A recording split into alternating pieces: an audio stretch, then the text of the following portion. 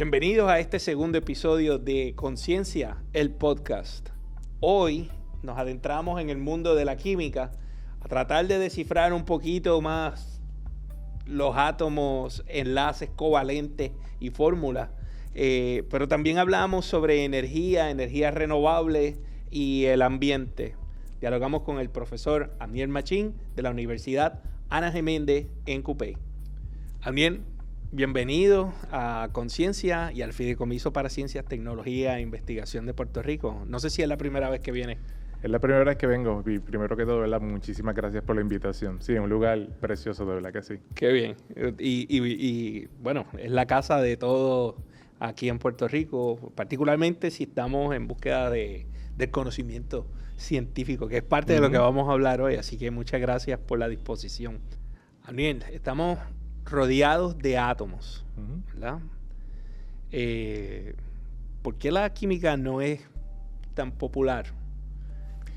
Mira, eso es muy buena pregunta. Y yo te podría decir por varias razones. La primera, yo creo que la base de la ciencia y sobre todo de la química es la matemática. Y yo creo que a muchos estudiantes pues, se les hace un poco difícil, ¿verdad? La matemática, y entonces pues piensan que si no dominan la matemática, pues entonces quizás no puedan dominar la química. Y yo siempre le digo, cuando estoy explicando, le digo, mira, no me juzgues, esto es química y esto es matemática, ¿verdad? Así que no me lo lleves, ¿verdad? Ese coraje o esa frustración a la clase. Pero también yo creo que puede ser que la forma en que nosotros aprendemos desde que tenemos nuestra formación académica, y es que muchas veces nos enseñan o nos enfocan más lo que es la memorización. Y entonces, cuando tienes una clase como química, sí la memorización, ¿verdad? Pues te puede ayudar y puede ser importante, pero también tienes que tener ese pensamiento crítico y tienes que ser capaz de poder entonces descifrar, ¿verdad? Tienes que poder capaz de conectar y de poder entonces aplicar esos conocimientos a cómo voy a poder entonces resolver entonces ese problema. Y quizás no hay tanto adiestramiento o entrenamiento durante nuestros años en eso, y entonces pues se le puede hacer entonces difícil. Y lo otro te puedo decir que pues tiene como que esta fama, yo no sé si es ya sea por películas, etcétera, pero habla uno de química y la cara de las personas se transforma y puedes ver como que, no, yo no quiero trabajar con esto. Y yo creo que es una pequeña combinación de esas cosas. Yo tengo en mi memoria haber tomado una clase de octavo grado, química, y el primer día entré súper fascinado con el tema, ¿verdad? Al segundo semestre ya para enero del segundo semestre no quería estar allí y era que me parecía algo muy, muy complejo, ¿verdad?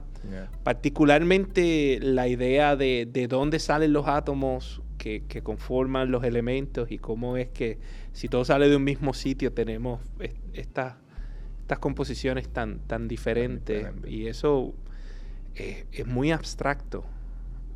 ¿Hay alguna forma en la que esto se puede enseñar de una manera que sea más simple o accesible, o al menos tú tienes algún estilo o alguna preferencia para hacerlo? Mira, me trae recuerdos porque al mencionar que es abstracto, mi mamá me decía que ella no podía entender cómo yo estudiaba química porque para ella era completamente abstracto estos conceptos del átomo, que tenga electrones, protones, neutrones, que se muevan, pero ¿cómo si no lo estoy viendo, verdad? Y eso pues puede suceder. Yo te diría, mira, que para mí lo más importante es que sí, la teoría es importante, pero hay que llevar entonces eso que se está enseñando, hay que llevarlo entonces a la aplicación.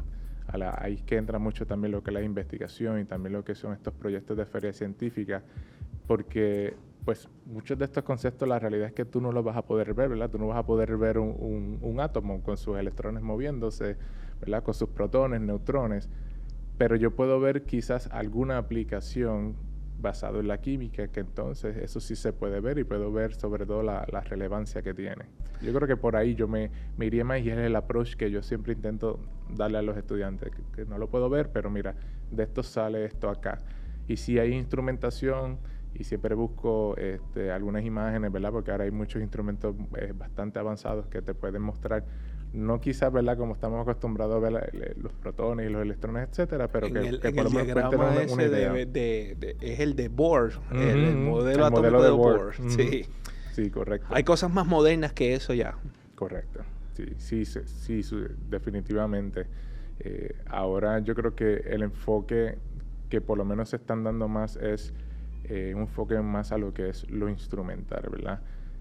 Tengo la teoría, pero entonces ahora puedo utilizar estos instrumentos y de ahí puedo obtener ciertas datas, y esa interpretación de eso que nos da los instrumentos.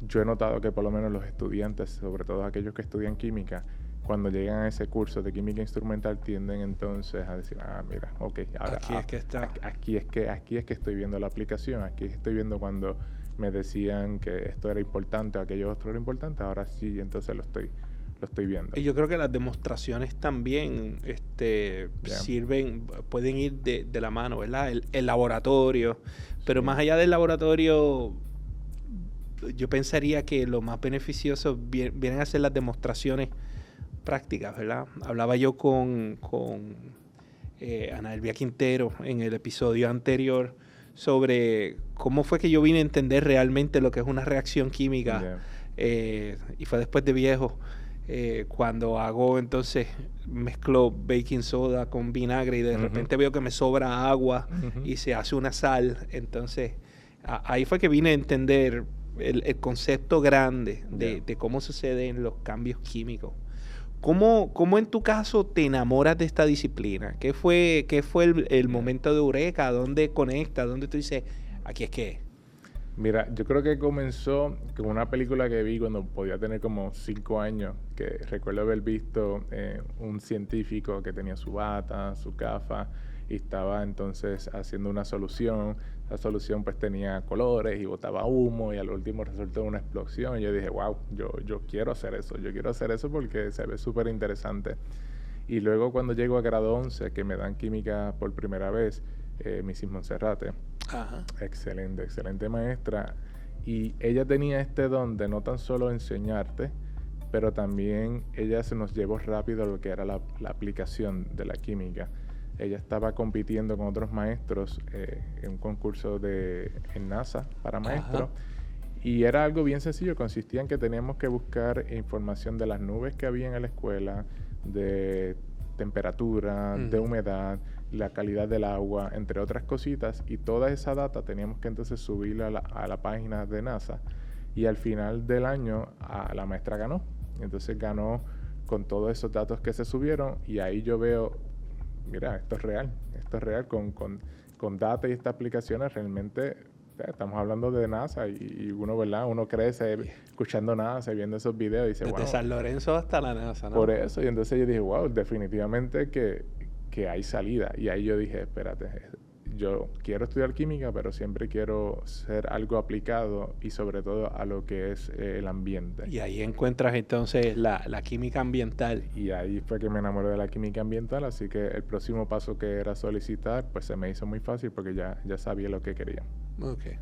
¿Entendiste cuando trabajas con la química ambiental? Puede sonar extraño para quien desconoce del tema. Claro. Danos un poco de trasfondo. Claro. ¿Qué es lo que hace un químico ambiental versus lo que hace tal vez un químico en un laboratorio de una farmacéutica?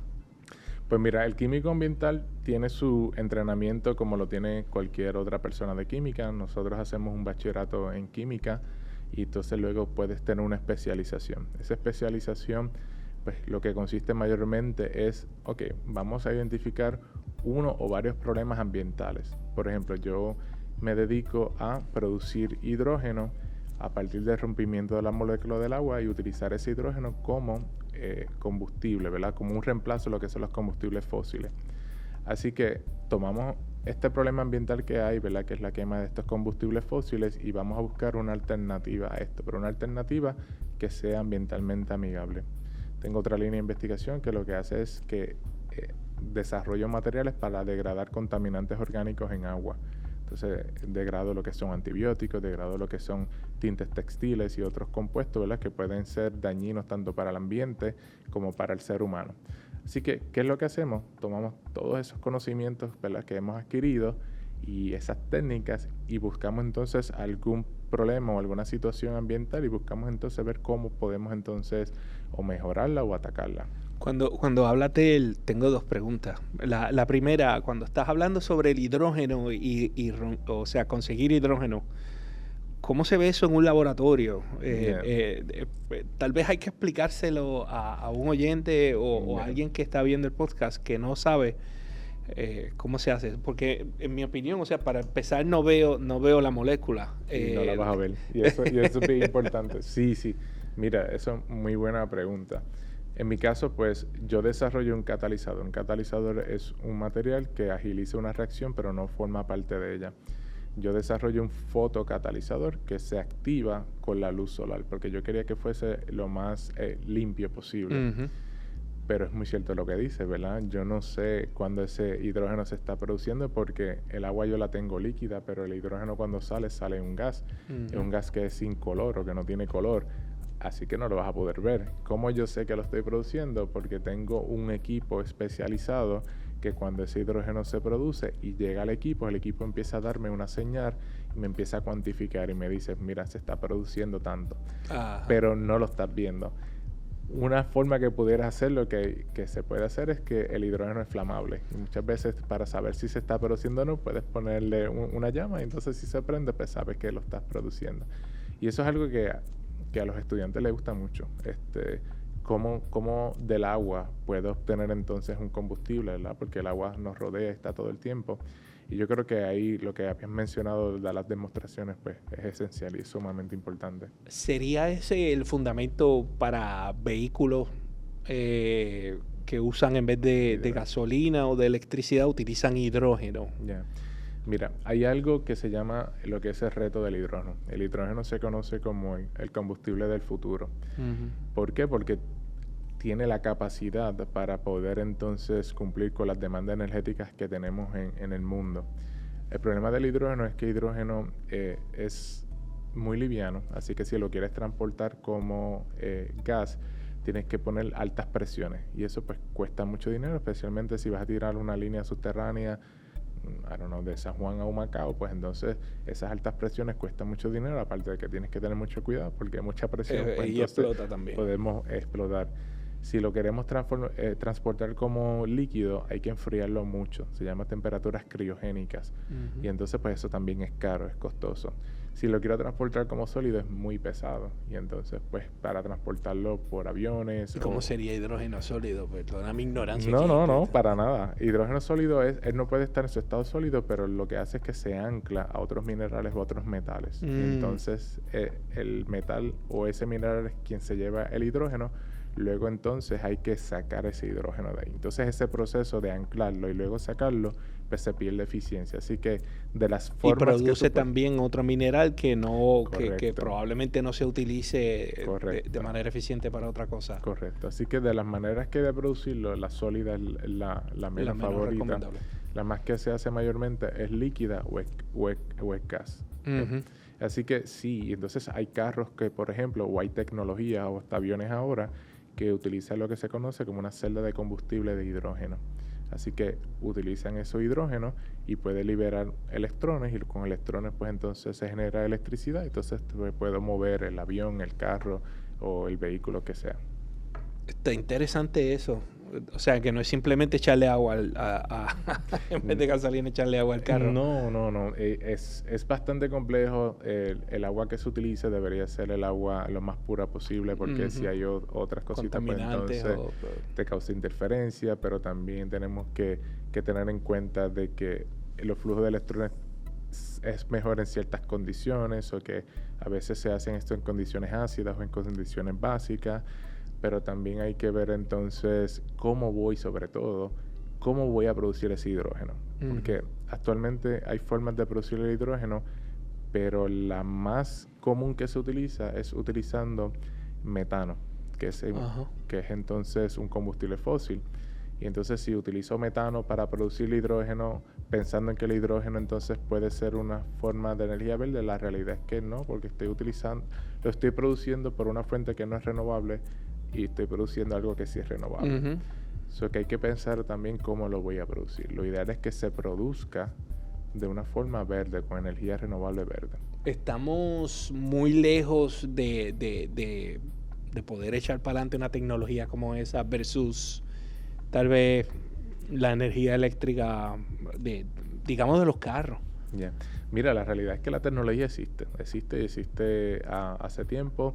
En estados como California y otras partes de los Estados Unidos tienen ya vehículos que corren con hidrógeno y tienen sobre todo lugares, ¿verdad? Porque si te voy a crear también maquinarias, carros, etcétera, te tengo que crear también, ¿verdad? Sí, la infraestructura completa. Y sí existe. Lo que pasa es que eso conlleva un capital. Y entonces, yo cuando siempre discuto esto con los estudiantes, a los maestros, a las personas que le hablo, digo que al final del día, ¿verdad? Hay que ver cuán costo efectivo es. Y actualmente, ¿verdad? Pues no lo es. No quiere decir que en un futuro no lo pueda hacer, pero actualmente, por lo menos en Puerto Rico, no lo es. Mencionaste tu otra área de investigación y quiero tal vez atenderla brevemente, ¿verdad? Porque hablaste de retirar antibióticos, degradar antibióticos. Degradar antibióticos y otras cosas que se encuentran en el agua. Nosotros como país estamos conscientes de cuán frágil es y realmente cuánta cosa hay en el agua versus qué acciones podemos tomar para prevenir que esas cosas no estén ahí en primer lugar. Yeah. Mira, esa es excelente pregunta. Quizás la única información que tenga el ciudadano promedio de la calidad del agua es cuando la autoridad de acueducto y alcantarillado te envía un libro que dice. Sí. Pero si tú no entiendes eso, una persona que no entienda qué significa PB, qué es plomo, qué significa, ¿verdad? Esa nomenclatura, esa jerga que se utiliza, pues entonces está recibiendo... O los porcientos versus qué. O los porcientos, si está en el rango correcto, si no, si está por encima, si está por debajo. Pues la realidad es que lo pueden enviar, pero si las personas no tienen ¿verdad? El adiestramiento, la capacidad para poderlo interpretar, pues entonces pues no está pasando mucho. Y la realidad es que en Puerto Rico y en muchas partes del mundo, nuestras plantas de tratamiento pueden sí remover sólidos, ¿verdad? Pueden remover lo que son bacterias, por eso es que le echan cloros, y pueden, ¿verdad? Removerle o quitarle el sabor que pueda traer. Pero nuestras plantas no tienen la capacidad para poder degradar contaminantes orgánicos, como es, por ejemplo, los antibióticos o algunos otros. El problema de los antibióticos es que si nosotros ingerimos cantidades pequeñas, poco a poco, no tiene que ser mucho, ¿verdad? Porque quizás no te llegue tanto, pero de poquito a poquito, entonces pues, se pueden crear resistencia. Entonces tienen bacterias que son resistentes cada vez más a antibióticos, y es un problema de salud pública que está pasando en todo el mundo y sobre todo en los Estados Unidos, donde el año pasado pues murieron más de 2 millones de personas. Y entonces pues ya es un problema por resistencia a antibióticos. Por resistencia a antibióticos, porque pues, si eres resistente, aumento la dosis, pero aumentar la dosis le puede causar problemas al paciente, o busco otro antibiótico. O sea que no necesariamente esto tiene que ver con que la gente se está hartando de acitromicin, ¿no? Es que también están consumiendo ciertas cantidades en el agua. Correcto. Que no están contabilizadas entonces Correcto. En sus procesos Correcto. De vida. No está porque los estándares que se establecen no dicen que tú tienes que monitorear esas cantidades. Y como no aparecen, pues ellos no hay que reportarlo. Legalmente no hay que reportarlo. Pero se han hecho estudios y se han detectado. Entonces, aunque no sean cantidades grandes, pero el problema de muchos de estos contaminantes es que se van bioacumulando en tu organismo.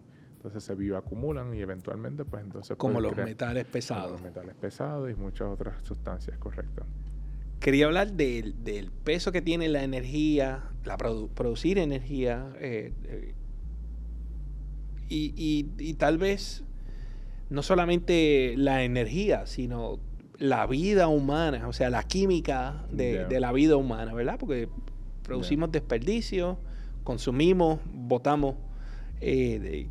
¿Dónde estamos con eso? ¿Estamos siendo realmente neutrales en la huella que estamos dejando?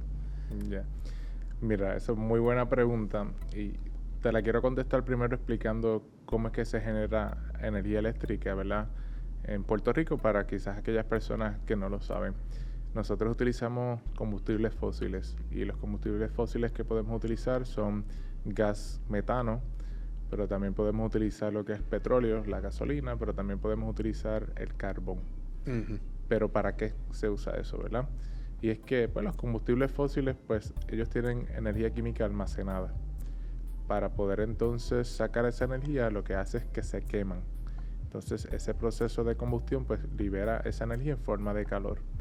Pero ¿qué es lo que realmente produce electricidad? No es el petróleo, no es, ¿verdad?, el carbón. Lo que pasa es que se pasa agua y entonces se pasa por una tubería.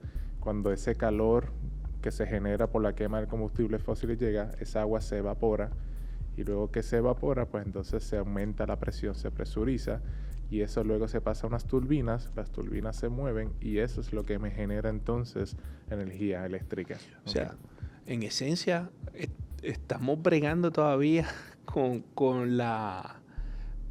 el motor de vapor que tenían las locomotoras de 1800. Sí, totalmente. En teoría. No, totalmente, ¿verdad?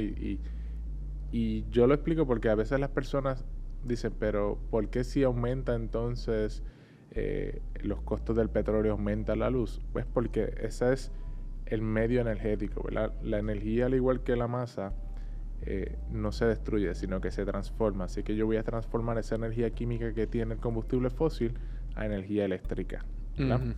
Así que si te sube el petróleo, pues entonces el comprarlo es más caro, pues por lo tanto la operación va a ser más cara, ¿ok? Así que, pero en ese proceso de utilizar ese combustible fósil, ¿verdad?, se está quemando. Y como eso son materia orgánica, cuando tú quemas materia orgánica, pues se liberan diferentes tipos de compuestos al ambiente, como el dióxido de carbono, que es un gas de efecto invernadero y el que se le atribuye sobre todo el calentamiento global, o gran parte de, pero también tienes otro que se llama óxidos de nitrógeno, óxidos de sulfuro, que son gases que son tóxicos, ¿verdad? Y que pues se tienen que liberar, porque entonces todo ese humo que es la que se genera por la quema, ¿qué hago con eso? También que se generan las cenizas. Y no sé si el alquitrán, sí. Sí, entonces sabes que posiblemente haya escuchado que hay mucha depósitos controversia. de ceniza en X o Y lugar. Con eso, exactamente. Así que sí, hay una huella ecológica grande y más en Puerto Rico porque entre el 97 y el 98% de la energía eléctrica que se produce viene de combustibles fósiles. Así que tenemos esa situación constantemente. Quienes más se ven afectados pues son esas personas que viven más cerca entonces de las termoeléctricas. Entonces se ha demostrado que estas personas pues tienden a tener mayores problemas cardiopulmonales, a padecer más de cáncer, a desarrollar problemas respiratorios, etcétera, porque constantemente, ¿verdad?, pues están más expuestos y la cercanía. Correcto, están siendo expuestos. Así que sí es un reto bien grande. Lo ideal sería entonces movernos a lo que son energías entonces renovables. Y en términos de las energías renovables no pasan tampoco sin un peaje, ¿no? O sea, nos pasan una factura igual o es más grande o es menor a la que tenemos. Sí, mira, eso también es muy buena pregunta. Lo bueno de los combustibles fósiles es que son fácil de transportar. Cuando tienes algo que es fácil de transportar, pues tú lo puedes llevar a distancia sin problema alguno, ¿verdad? Los combustibles fósiles tú los puedes llevar en camiones, como vemos los camiones de gasolina, lo puedes llevar por barco, por aviones, por todos lados, ¿verdad? El reto de las energías renovables es que entonces ahora tengo que ver cómo puedo convertir nuevamente una forma de energía a otra. En el caso de la solar, pues entonces, ¿cómo convierto esa energía del sol en energía eléctrica? Pues ahí vienen entonces las placas solares, ¿verdad?, que hacen ese trabajo de convertir. ¿Okay? Si es la energía eólica, pues entonces, ¿cómo puedo convertir ese viento, esa energía mecánica del viento, en ese movimiento para poder generar? Pero funcionan, a diferencia de la solar, lo que es la eólica, por ejemplo, funciona muy similar a lo que es entonces los combustibles fósiles. Lo que hago es que ese movimiento de las aspas, pues me mueve un generador y el generador pues a su vez me produce entonces electricidad. Así que sí, y hay otras formas, ¿verdad?, que se deberían o que ya se ha demostrado que se puede generar, pero que en Puerto Rico entonces no se está utilizando en Puerto Rico. ¿Y por qué no? Y ahí vienen entonces los costos. Ujú. Y otra razón es que nuestro sistema eléctrico, actualmente como está, no tiene la capacidad para poder recibir ese input extra. Y me explico. Por ejemplo, nosotros teníamos dos fincas eólicas. Una sigue estando en pie, que es la de Santa Isabel, y una que era Punta Lima en Nahuabo, que el huracán María destruyó. Y la de Santa Isabel, por ejemplo, te puede producir hasta un máximo de 101 megawatts. Pero la infraestructura que tenemos actualmente no permite recibir toda esa cantidad. ¿Y no la podemos almacenar? Y eso es otra excelente pregunta. Lo ideal es que entonces, si yo no la puedo inyectar directamente porque el sistema no tiene la capacidad de recibir ese input extra, lo ideal es entonces que se almacene. Pero almacenarla conlleva entonces pues buscar baterías, ¿verdad? Y las baterías así, pues volvemos, es otro costo. Son riesgos químicos igualmente. Así que al final del día, todos estos temas energéticos son temas complejos, no complejos en términos de la tecnología, porque la tecnología ya existe. Son complejos en términos de dinero, de dónde voy a buscar entonces ese dinero, ¿verdad? Porque todo se traduce a que si es costo efectivo o no es costo efectivo. Ujú. Como ya toda la infraestructura y toda la tecnología está para que funcione con combustibles fósiles, pues por eso es que es fácil utilizarlo. Hacer esa transición pues costaría entonces mucho dinero, pero entonces hay que tomar esas decisiones de que mira lo que está pasando, ¿verdad? Todas estas cosas que están pasando con ese uso de los combustibles fósiles, como la contaminación, lo del calentamiento global, etcétera, etcétera. ¿Quiero seguir con eso o entonces voy a poner dinero para entonces comenzar a desarrollar esta tecnología y eventualmente en un futuro pues entonces recuperar esa cantidad? Porque al final del día también tienes que ver que si tú tienes una población que está enferma, esos son costos indirectos que estás teniendo y entonces baja la productividad y todas esas cositas. Y un país que entendió eso completamente fue China. Si tú vas y buscas China ahora, China tiene, son los líderes lo que es energía solar, lo que es energía eólica y cualquier otro tipo de energía renovable. China se tomó muy en serio, ¿verdad?, ese papel y ese rol de que no, yo voy entonces a desarrollar esto, aunque sé que me va a costar, pero al final, ¿verdad?, anterior a eso, yo no sé si tú recuerdas, visto las noticias, pero a mí era bien raro esto de ver una persona con mascarilla. Yo jamás en mi vida había visto una persona con mascarilla, excepto allá cuando yo veía las noticias, que sabían que ellos todo el tiempo estaban. Y eran que ellos, la contaminación, ellos generaban electricidad mayormente por carbón. Y entonces dentro de los combustibles fósiles el carbón es uno de los más que contamina. Y ellos pues todo el tiempo estaban con mascarilla. Pero eso que causaba, pues enfermedades, eso causaba que muchos de ellos murieran, eso daba un golpe directo a la economía. Entonces el gobierno dijo, no, pues entonces vamos a invertir y vamos a tener una población entonces que esté más saludable y a largo plazo, pues entonces voy a tener beneficio. A corto plazo es una inversión. Y yo creo que ahí está, cuando tú vas y le presentas un proyecto y le dices, mira, este proyecto puede tener este XY ventaja y en 30 años vas a recuperar. Y entonces necesito $1 billón. Te van a decir, ¿qué? ¿Entiendes? Y ahí es que entonces está esa situación, cambiar ese status quo, pues entonces es complejo. Y desde tu perspectiva, ¿consideras que entonces, en términos de energía renovable, le vamos a dar a la meta del 2050 a que tenemos que estar 100% energía renovable en Puerto Rico por el mandato federal? Miren, para aquellos, ¿verdad?, que quizás desconozcan, si usted va al Energy Administration Profile, y ahí tú puedes buscar información del estado energético de los 50 estados de Estados Unidos y de sus territorios, incluyes a Puerto Rico. Si tú vas ahí, está lo que mencionaste, que para el año 2050 se supone que el 100% de la energía que se produzca en la isla sea de fuentes renovables. Pero si nos vamos para el año que viene, para el 2025, dice que se supone que un 25% de la energía que se produce en Puerto Rico venga de fuentes renovables. Actualmente estamos entre un 2 a 3%. Wow. Nos queda un año para llegar. Y yo pues no he visto proyectos adicionales. Nosotros... ¿Hay algún tipo de sanción si no se cumple eso? Pregunto. Pues es un mandato federal. Yo también desconozco si hay un tipo de sanción o no.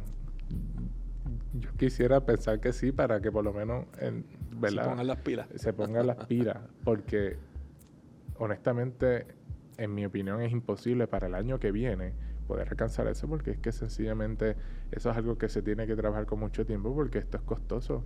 Y volvemos a lo mismo. Vamos a suponer que pongamos otros parques eólicos, pongamos otra finca solar, de nada vale, porque si entonces el sistema que tenemos actualmente no puede recibir esa cantidad que se está produciendo, pues entonces no vale la pena que lo tengamos, porque pues tendríamos que almacenarlo, pero aún almacenada seguimos teniendo el mismo problema, que habría que expandirlo. Wow. Yo creo que lo que está haciendo la gente es lo correcto. ¿Y qué es lo que está haciendo la gente? Me estoy preocupando por cubrir mi necesidad. Entonces, pues cada vez más casas, ¿verdad?, están poniendo placas solares con sus sistemas de baterías, y entonces están empezando a independizarse, que yo entiendo que es el camino correcto, porque pues sabemos que no necesariamente, ¿verdad?, la respuesta del gobierno ante cualquier cosa pues es lo más rápido posible. Así yo creo que ya las personas lo están entendiendo, y ya el puertorriqueño está comenzando a cambiar esa idea y ve sobre todo la importancia de poder ser la autosuficiente en términos energéticos. Y creo que un espacio como este sirve para que la gente entienda que esto no es un capricho, o es que llegó una fiebre de que, mira, ahora todo el mundo pone una compañía de energía solar.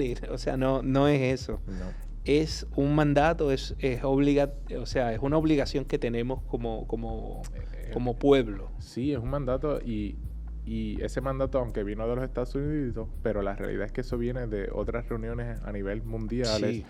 Y lo que se busca es bajar, ¿verdad?, ese impacto que tenemos al ambiente, y sobre todo bajar lo que es nuestra concentración de dióxido de carbono a la atmósfera, pues para intentar reducir o mitigar lo que es el calentamiento global. O sea que tienen unos propósitos, ¿verdad? Sí. Daniel, cambiando un poco el tema, sé que te apasiona también y que te ocupa la educación, y cómo podemos convertirnos, o por lo menos transformar los modelos actuales que tenemos en ese aspecto. ¿Qué te mantiene despierto? ¿Qué te quita el sueño? ¿Qué me quita el sueño en términos de educación? Mira, yo te voy a ser bien sincero, en términos de educación, pero pensando también en el área de la ciencia, el calentamiento global es algo que no me deja dormir. Okay. Que no me deja dormir en términos de que se habla mucho, ¿verdad?, de que vamos a las consecuencias que vamos a ver, o que ya estamos viendo, ¿verdad? Porque el año pasado, no sé si se acuerdan, que tuvimos una ola de calor que aquello parecía no terminar. Como dijo Ada, este va a ser el verano más fresco que usted va a sentir de aquí al resto de sus días. Exactamente, yo creo que lo dice perfecto. Entonces, pues hablamos y hablamos mucho, pero no tomamos acciones.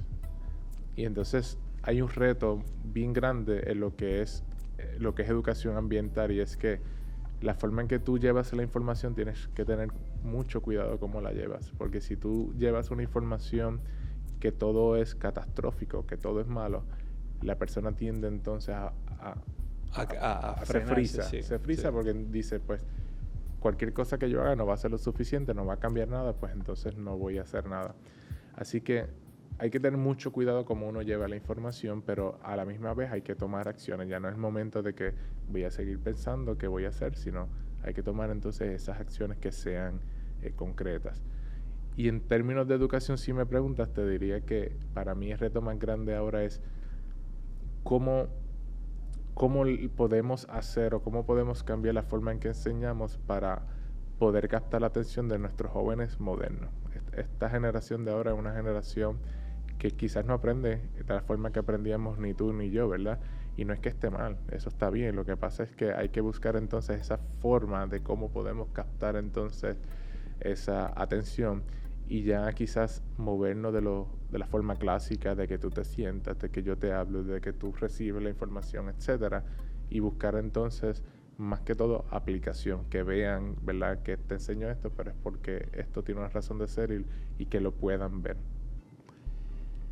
¿Tienes o te gustaría dejar algún mensaje en términos, o sea, hablamos de qué cosas te quitan el sueño, pero a futuro, ¿eres optimista con relación al futuro?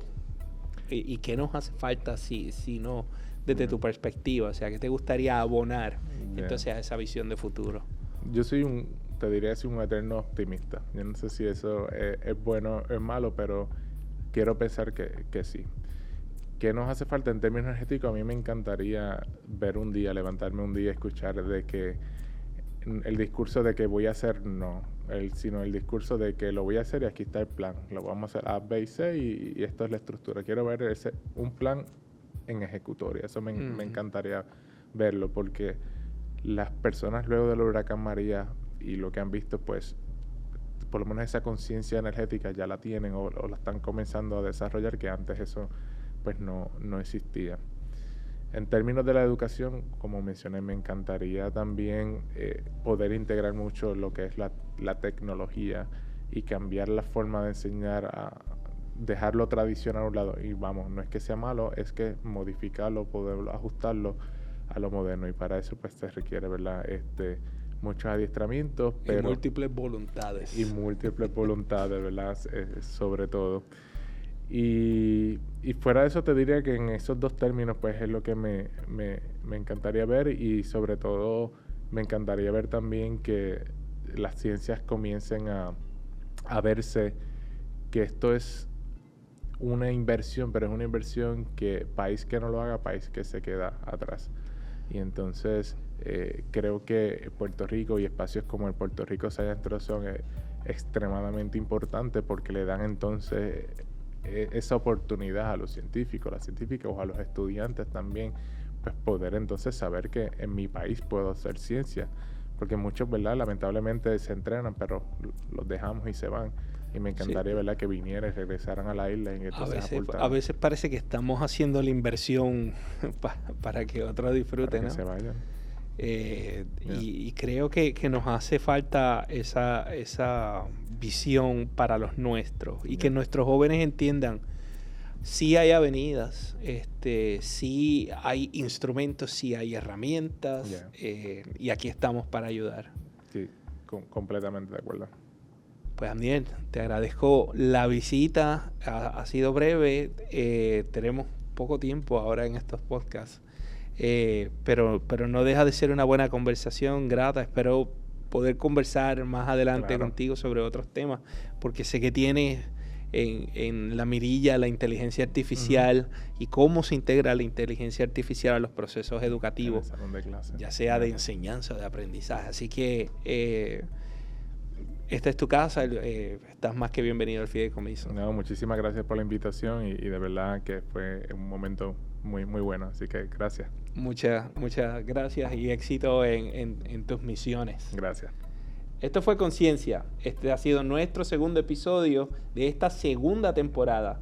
Para más episodios o si quieres ver los anteriores, conéctate a todas nuestras plataformas. Luego del episodio, es más fácil comprender la intersección entre ciencia, química, medio ambiente y nuestro diario vivir. Es importante tener en consideración que urge un cambio en la forma en que producimos energía en Puerto Rico, pero también cómo la consumimos y cómo vamos a manejar los desperdicios de todas estas decisiones. Para más conversaciones como esta, conéctate a nuestras redes y síguenos en Conciencia el Podcast, un podcast del Fideicomiso para Ciencia, Tecnología e Investigación de Puerto Rico.